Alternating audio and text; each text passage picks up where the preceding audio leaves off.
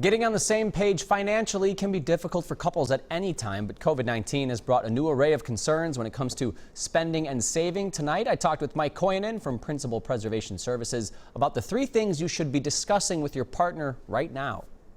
Mike, thanks for joining us. We'll start with the first question. Why is right now, in the midst of a pandemic, the right time to talk about money with your partner? Yeah, right now with a third of Americans, or couples, I should say, are having stress dealing with their finances. And we know that money and finances is a cause of about half of the divorces out there.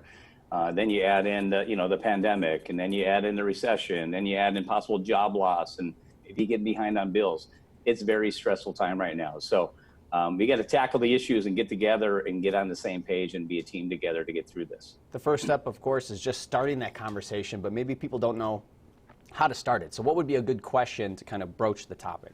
Well, you got a couple things here. Is you got to talk about, do we have that emergency fund? Hopefully you guys are talking about finances, but more than half of Americans have less than $1,000 in that emergency fund.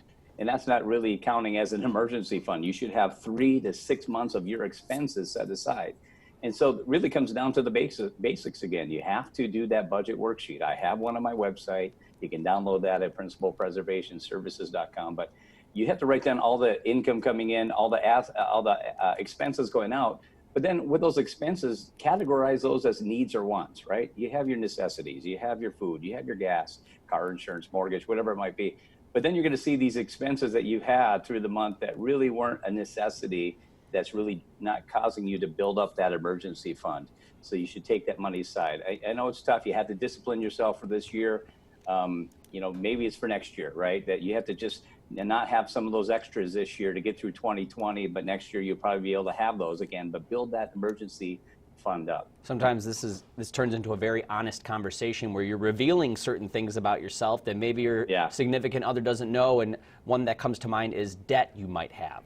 Yeah, whether it's credit card, car loans, student loan debt. I think a lot of people get in relationships not really being honest about how big their student loan debt.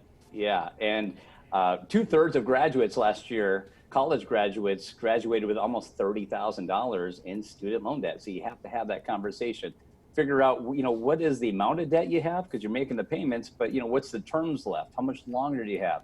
This might be a great opportunity. We've seen some really good low interest rates right now, opportunity to consolidate some of that debt, to get lower payments so you can make better gains on that principal, or else just a lower interest rate. So whether it be the car, credit card, or student loans, look to see if there's any better terms out there. So we've talked about preparing for an emergency, maybe trying to slowly clear some of the debt you have. How do you broach the conversation about looking towards your future together, your finances, years, decades ahead? Yeah, you're right. I mean, it's tough in this year, 2020. Most people just want to get through it and let it be done. And everybody's talking about 2021 already, but you can't forget about the future. You have to look at the future and not just today. So when you're doing that budget worksheet, hopefully you're putting money in there on that budget worksheet for your retirement.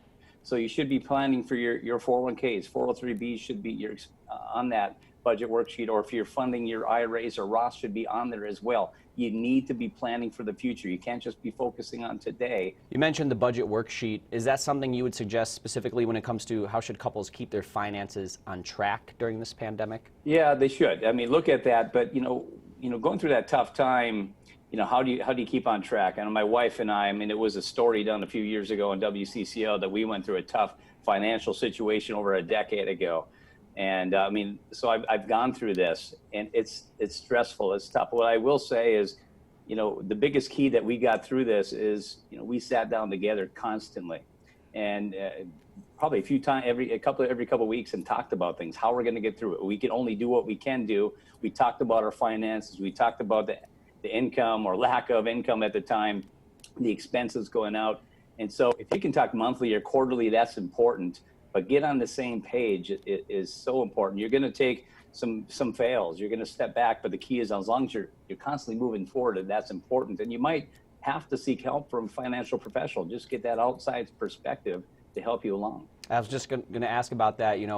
The people in a couple, they might think certain ways just within their personal bubble. How helpful can it be to have that objective party to jump in and kind of get a lay of the land of the finances between both parties? It's so important, because you can only see, I mean, the old saying, you're so close to trees, you don't see the forest thing. And when you meet with a professional, this is what they do day in, day out, and been doing it for years and have, met with thousands of people throughout the years. They're going to see things from a different perspective than you're going to see it.